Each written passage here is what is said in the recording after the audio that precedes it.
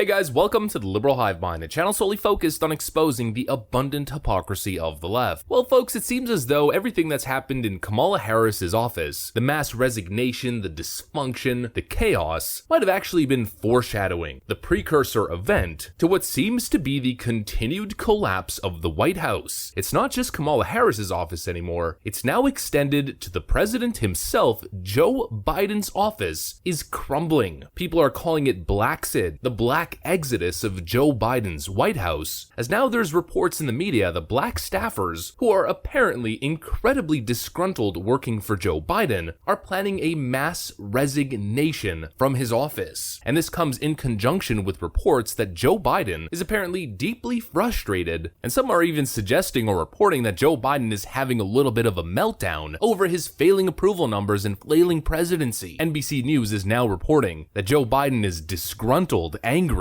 and blaming everybody else but himself, and it's leading to people around him and staffers preparing to jump ship and distance themselves from this failing White House to save their political reputation and careers. Let's take a glimpse at the continued dysfunction of the White House, what seems to be the collapse of this utterly disgraceful presidency. We've got a lot to get into, but of course, before we get into any of it, please make sure to leave a like, a comment, subscribe, share the video as much as possible, and with that out of the way, let's roll the tape. Alright friends, so take a look at this. NBC News report shows Biden in meltdown over flailing presidency. New poll has just 23% Biden approval by independents. A report by NBC News published on Tuesday shows Joe Biden and his White House team in meltdown over Biden's stubborn low approval ratings and his inability to govern effectively, which he and his staff blame on outside forces. It's the kind of report that only comes out on a Democrat president when the staff and elected officials start looking for lifeboats. The revealing article comes as a new civics poll shows Joe Biden with 35% overall approval and 22% approval by independents. Biden is underwater in 47 states, with only Hawaii putting him over that 50% threshold at 52, while the other two positive states have Biden approval in the 40s, Vermont at 47%, Massachusetts at 45. Biden's approval/disapproval in his own home state of Delaware stands at a shocking 36% approval to 53% disapproval. Biden was elected U.S. Senator from Delaware every 6 years from 1972 through 2008 until he was sworn in as Barack Obama's vice president in 2009. The NBC News report has Biden bewildered by his low poll numbers, angry at his staff for constantly correcting him, frustrated that Democrats aren't defending him in the media, and pressing his advisors for winning messaging. The article notes that Biden poll-tested messaging insult of President Trump and his supporters, quote, ultra MAGA, has become a celebrated marketing bonanza for the Trump movement. One key Biden failing, missing from NBC's otherwise good reporting, is what precipitated Biden's falling out with the American people, his humiliating Afghanistan retreat last August. Here's the NBC News piece: inside a Biden White House adrift. Amid a rolling series of calamities and sinking approval ratings, the president's feeling lately is that he just can't catch a break, and that angst is rippling through his party. A West Wing shakeup. Speculation is turning that Biden could shake up the West Wing staff, although that's not about to happen right away. Multiple people close to the White House said they've heard that Chief of Staff Ronald Klain will depart at some point after the midterms, and one has heard him discuss leaving. And so clearly the White House is in complete disarray. Joe Biden is all over the place, but once again, I'll tell you exactly why nothing's gonna get better for old Sleepy Joe. Priorities. Joe Biden inherited some problems. Absolutely, every single president does. But the mark of a good leader, the mark of a great leader, is how you act in the face of controversy, issue, and crises. And Joe Biden continues to show why he is not a leader. He continues to blame outside forces. He continues to pester Democrats in the Democratic media to push his messaging. From Joe Biden's perspective, as we see from NBC News in their report, he's particularly frustrated when it comes to the issue of the economy and inflation. He feels like his message has not broken through enough, Andrea,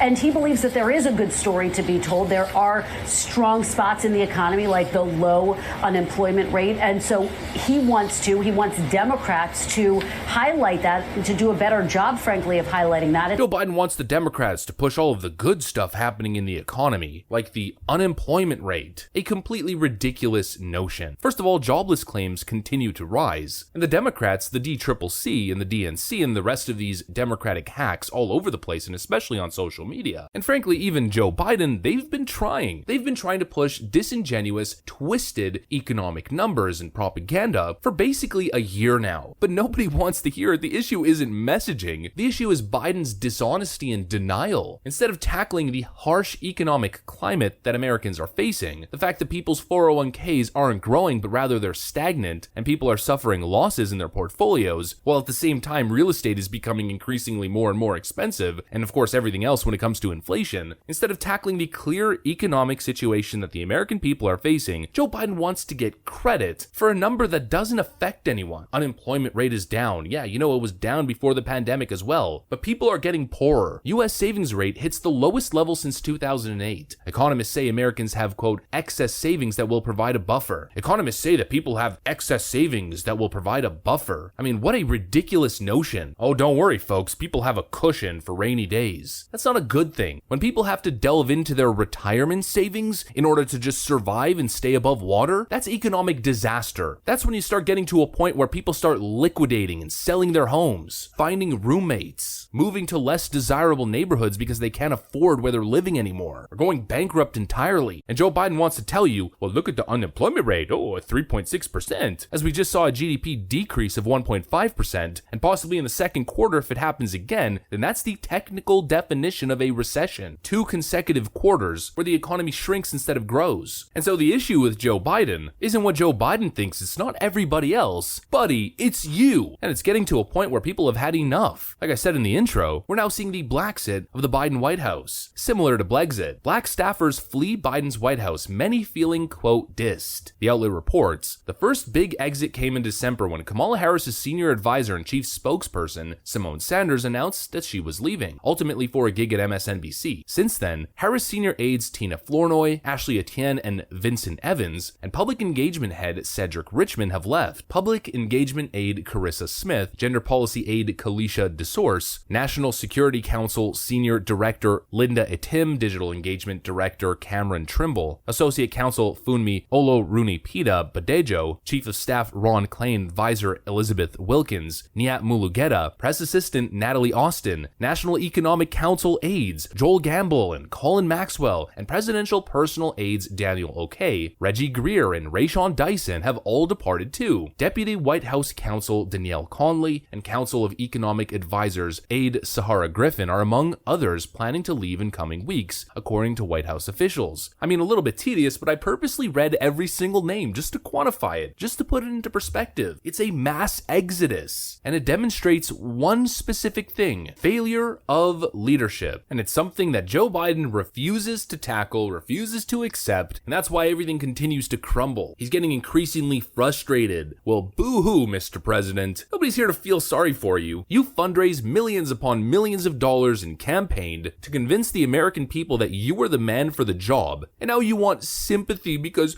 oh, being the president is really hard. I really wish I could cuss in these videos because I have a couple things to say, but I'll try to keep it all kosher. This guy is an absolute joke. He fought his entire life to become president. Finally, the perfect circumstances were created to put him in office, and now he's sad and blaming everybody else that he's not getting a free ride to a great presidential legacy. Frankly, he is entitled, but really he is entitled to nothing, and he will go down as the greatest presidential disaster in modern American history. And what we are seeing is the collapse of this White House and the collapse of Joe Biden's presidency less than 2 years in. I can't predict the future, and who knows what's going to happen. All I know is I can make an educated guess based on the information that I have. And given the way this president and this administration works, the way they ignore obvious realities, they ignore obvious solutions, they never take responsibility, and they constantly push propaganda instead of admitting hard, honest truths, I just don't see things improving. There's just no leadership in this White House. And even Democrat staffers can see that, and that's why they're jumping ship. They're saving their own tails and political careers. And that should tell you all you need to know. That's also what I got for you guys. If you enjoyed this video, please make sure to leave a like, a comment, subscribe, share it as much as possible. I'm going to get back to work. Thanks for watching, and I'll see you on the next one.